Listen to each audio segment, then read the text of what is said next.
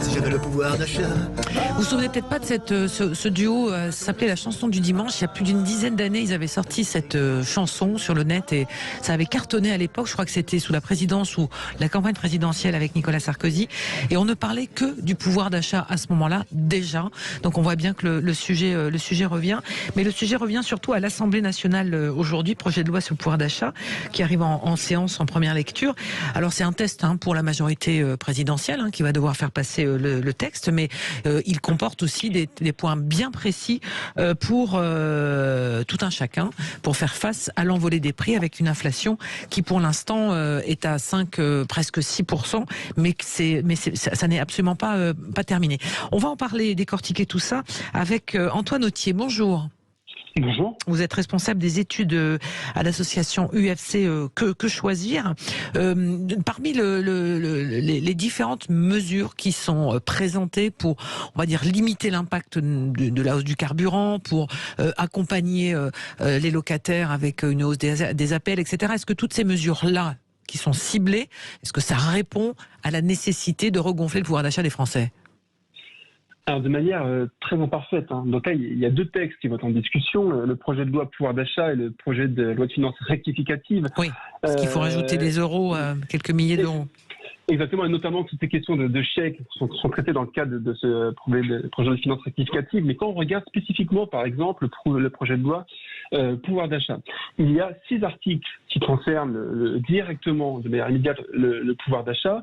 5 qui ont trait aux revenus, notamment avec le triplement de la prime Macron, même de la prime Macron, et oui. puis un seul qui a trait au prix, et notamment sur la question des loyers. Donc on voit bien que c'est très insuffisant par rapport à l'urgence de la situation, et notamment si on prend en compte l'ensemble des outils que peuvent mobiliser les pouvoirs publics pour rendre du pouvoir d'achat aux consommateurs. Alors c'est très bien de tripler le plafond de la prime Macron, mais de fait, ça a bénéficié à très peu de monde, parce que quand on regarde aujourd'hui le montant moyen de cette prime, il est de l'ordre de 500 euros. Donc vous avez beau tripler le plafond, ça n'a pas changé grand-chose finalement pour les salariés. Et le problème, c'est que le gouvernement n'a pas en tête que le pouvoir d'achat marche sur 2 jambes, le niveau des revenus d'un côté et le niveau des prix de l'autre, et qui ne fait quasiment rien sur la question des prix. Et notamment, si on peut citer peut-être deux éléments, 2 points importants, sur la question des prix alimentaires notamment. On voit bien que le gouvernement souhaite pousser un chèque alimentaire. Oui, 100 euros. 100 euros. Sous condition. Sous condition, évidemment, encore une fois, de revenus. En fait, c'est si vous bénéficiez notamment des APL, de diverses aides. Et alors, c'est très bien d'avoir des mesures ciblées pour les ménages qui en ont le plus besoin. Le seul souci, c'est qu'on atteint vite, évidemment, on a des effets de seuil. C'est-à-dire que quand vous touchez un peu plus que le seuil mis en place par le gouvernement, quand vous ne bénéficiez pas d'une aide qui vous permet de bénéficier de ce coup de pouce, et ben là, vous n'avez rien. Et ça, c'est très problématique, notamment dans le contexte actuel, qui est que le gouvernement, en 2019, a mis en place ce qu'on appelle le relèvement du seuil de revente à perte, qui concrètement, pour faire simple, oblige les distributeurs à réaliser un minimum de 10% de marge sur les produits. Pourquoi ? Alors, l'idée à l'époque, c'est de dire, on va donner plus aux grandes surfaces, donc on va faire payer les consommateurs pour que nos paysans disposent de plus de revenus. Sauf que dès l'origine, on n'a pas très mal compris comment, en augmentant le prix de la pâte à tartiner ou du café moulu, ça allait bénéficier aux paysans. On n'a pas compris parce qu'il n'y avait rien à comprendre. On a bien vu sur le terrain que cet argent n'a pas bénéficié à nos paysans. Et donc nous demandons la fin de cette mesure qui augmente les prix de manière artificielle en rayon. C'est ça qui est important. C'est qu'on oblige les distributeurs, et notamment sur les produits premier prix vers lesquels vont de plus en plus les consommateurs aujourd'hui, à réaliser 10% de marge. Et nous demandons, dans le cadre des discussions parlementaires, à mettre fin à cette disposition qui est vraiment un non-sens et qui est vraiment tout à fait intolérable dans un contexte inflationniste tel que nous connaissons actuellement. Ce que vous dites, vous, à l'UFC Que Choisir, c'est que finalement, on laisse continuer à grimper les prix et on essaye de mettre des pansements sur certaines problématiques de budget de familles modestes. C'est ça qui est le problème. Parfois, par exemple, il y a des secteurs comme le gaz. On voit bien qu'en France, on ne produit pas de gaz. Donc on est évidemment captif des prix qu'il y a sur les marchés internationaux. Et donc on ne peut pas blâmer finalement le gouvernement pour les niveaux de prix atteints. On peut juste l'encourager à mettre en place des mesures, notamment de plafonnement tarifaire, pour empêcher qu'il y ait des répercussions très graves qui se fassent sur les foyers. Mais quand vous avez, par exemple, sur l'électricité, et c'est ça qui est très intéressant, le gouvernement dit on a agi pour limiter à 4% la hausse du tarif réglementé de vente, mais si on n'avait rien fait, l'augmentation des factures aurait été de 35%. C'est vrai. Le souci, c'est qu'en réalité, cette augmentation de 35% aurait été purement artificielle, parce qu'en France, on a un fonctionnement, une régulation du marché de l'électricité qui fait que les consommateurs sont de moins en moins protégés, on va dire, par la compétitivité du parc nucléaire et sont de plus en plus captifs de manière artificielle au prix sur les marchés internationaux. Et nous, ce que nous disons à l'UFC Que Choisir, c'est qu'on mette en place des mesures, finalement, permettant aux foyers les plus modestes de supporter la hausse des prix de l'électricité. Pourquoi pas? Mais encore faut-il que pour la majorité des consommateurs, on ait un prix juste. Et un prix juste, c'est un prix qui, à minima, passe par le fait de faire bénéficier les consommateurs qui ont financé le parc nucléaire, de les faire bénéficier de cette compétitivité plutôt que de les exposer à la cherté des prix sur les marchés internationaux. Qu'est-ce que vous dites également sur les aides au logement qui vont être présentées? Le texte va passer dans la moulinette désormais parlementaire, mais parce que c'est quand même un des gros morceaux du budget des ménages, celui de pouvoir se loger. Donc une revalorisation des aides également APL, et il y a le plafonnement de la revalorisation des loyers. Est-ce que tout ça va dans le bon sens pour donner de l'air aux familles? Alors, le principe du plafonnement, ça va dans le bon sens, mais ça ne va pas assez loin. Oui. Parce qu'en plafonnant à 3,5%, le gouvernement se contente, entre guillemets, de geler finalement par rapport au niveau qui existe aujourd'hui. Et il fait, selon nous, une mauvaise analyse de la situation. La bonne analyse, c'est de dire qu'aujourd'hui, l'indice de référence des loyers, justement, que prennent en compte les bailleurs pour augmenter les loyers, est mal construit. C'est-à-dire qu'il ne permet pas de préserver le pouvoir d'achat des locataires, alors que finalement, la loi qui est mise en place, c'était ça l'objectif, de protéger le pouvoir d'achat des locataires, pour deux raisons. D'une part, c'est que le pouvoir d'achat, je vous le disais précédemment, ça prend en compte les revenus, et que pour déterminer cet indice, les revenus des locataires ne sont pas du tout pris en compte.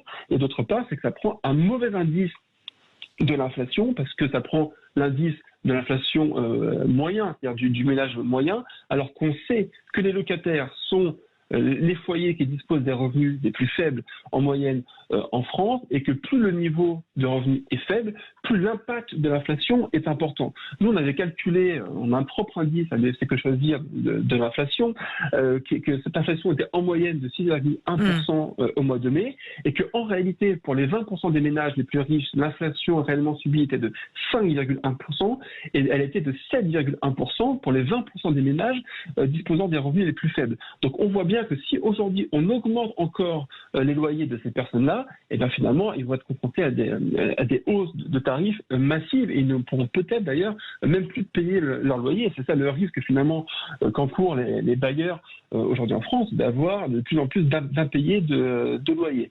Sachant que c'est important de noter que c'est un équilibre à trouver entre les locataires et les propriétaires bailleurs, que les propriétaires bailleurs bénéficient depuis de nombreuses années d'une très large valorisation de leur patrimoine immobilier, et que finalement, de manière temporaire, on peut considérer logique, et nous c'est ce qu'on demande à l'UFC Que Choisir, de plafonner à 1% l'augmentation des loyers, qui correspond globalement à la moyenne historique de l'indice de référence des loyers. Alors ce texte arrive, alors je sais bien qu'à l'UFC Que Choisir, Antoine Authier, vous ne faites pas de politique, vous vous occupez des consommateurs, mais ce texte arrive quand même dans une situation politique à l'Assemblée particulière, puisqu'il n'y a plus de majorité absolue mais relative pour le gouvernement, donc il va falloir aller chercher des alliés sur différents points. Est-ce que ça, c'est un atout, selon vous, pour les consommateurs? Oui, bon, l'UFC Que Choisir, c'est un peu de politique, dans le sens où on pousse des amendements. Quand je dis que vous ne faites pas de politique, c'est vous ne prenez pas de couleur, mais vous allez frapper à la porte des politiques, ça on le sait. Oui, exactement, et on espère justement que le contexte sera plus favorable qu'au cours des 5 dernières années aux amendements provenant de l'opposition, parce que au cours de la mandature précédente, on a vu qu'il y avait une certaine hostilité et fermeture finalement de la majorité aux amendements déposés à l'Assemblée nationale, c'est-à-dire nous on a eu du mal à faire avancer les choses pour les consommateurs, et étant entendu que la Première ministre et le ministre de l'économie d'ailleurs ont prétendu qu'ils allaient avoir une ouverture pour avoir des solutions de compromis avec les minorités, les différents autres groupes parlementaires, nous on espère, et là c'est le texte qui va mettre en évidence si oui ou non finalement les engagements, les promesses du gouvernement liées à l'ouverture étaient des promesses en l'air. Nous on espère justement que notamment sur cette question du plafonnement de l'évolution des loyers,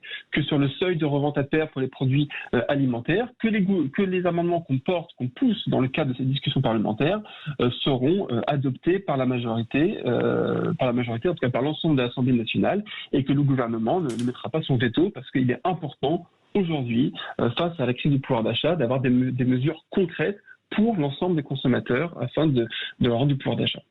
Et tout ça, dernière question, c'est qu'il va falloir les payer, ces mesures. Oui, alors justement, c'est ça qui est intéressant. On dit, il y a un moment donné, on va les reprendre ailleurs.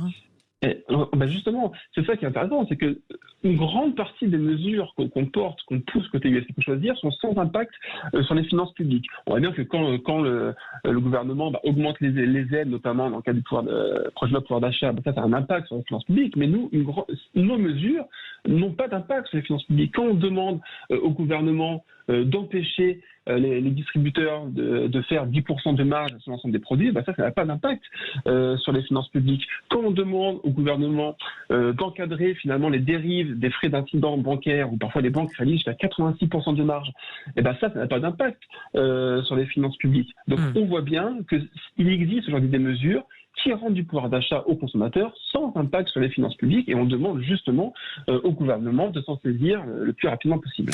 Juste une question qui me taraude. Des propositions de bon sens que vous avez, par exemple, vous, les associations de consommateurs, comment se fait-il que les élus ne s'en emparent pas immédiatement ? Alors, les élus s'en emparent. Oui, nos propositions. Mais pourquoi ça n'arrive pas avec un texte tout ficelé à l'Assemblée ? Alors, c'est déjà plusieurs fois on essaie de le pousser, et là le problème finalement c'est au niveau du gouvernement, parce qu'on voit bien que les mesures qu'on comporte, notamment la fin du seuil de revente à perte ou l'encadrement des frais bancaires, en face de nous, de notre proposition, il y a des lobbies professionnels qui œuvrent au niveau du gouvernement, et notamment sur le seuil de revente à perte. Ce qui est intéressant, c'est qu'il y a 2 mois, on a été entendu par le ministre de l'économie qui a dit oui, vous avez raison, cette mesure n'a pas de sens.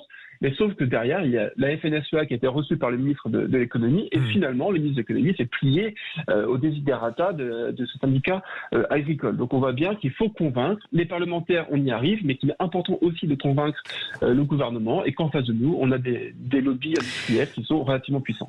Malgré tout, est-ce que si, par hasard, au terme de ce marathon, enfin on va dire ce trail plutôt, parce qu'il y a beaucoup d'obstacles de ce texte à l'Assemblée et au Sénat, c'est adopté, est-ce que ça va quand même donner de l'air aux Français malgré tout, ces mesures ? Tout dépend ce qu'il y a dedans. Si on en reste finalement à ce qui est dans les tuyaux, alors ça donnera de l'air évidemment à une certaine partie de la population, mais il y aura une grande majorité de ménages qui seront privés d'aide, et pour eux finalement, ça sera plein pot. Les fins de mois, ce sera difficile, parce qu'en France, il n'y a pas 80% de ménages riches, loin s'en faut. Il est utile, nécessaire de mettre en place des mesures rendant du pouvoir d'achat à l'ensemble des foyers. À l'ensemble des foyers, pas une certaine catégorie. Merci beaucoup, en tous les cas, d'avoir été avec nous. Antoine Autier, responsable des études à l'association UFC Que Choisir, donc à quelques heures du démarrage de l'examen de ce texte de loi autour du pouvoir d'achat, donc qui arrive à l'Assemblée nationale. On y reviendra dans la semaine, parce que ça va donner lieu à, on va dire, des jolies passes d'armes à l'Assemblée nationale, et il y aura le Sénat aussi dans un deuxième temps, donc on verra comment les choses vont s'organiser des deux côtés. Et puis il y a quelques minutes, nous avons évidemment parlé des incendies dans le sud-ouest. On va y revenir quand même, parce qu'il y a un sujet qui nous taraude aussi. C'est avec le président de la défense des forêts contre l'incendie, Bruno Lafont, qui est aussi le maire de Biganos et qui a alerté depuis quelques mois sur les risques d'incendie et de sécheresse, et qui n'a pas été entendu. Il sonne l'alerte, et puis va nous faire le point aussi sur ce qui se passe à Biganos. À tout de suite.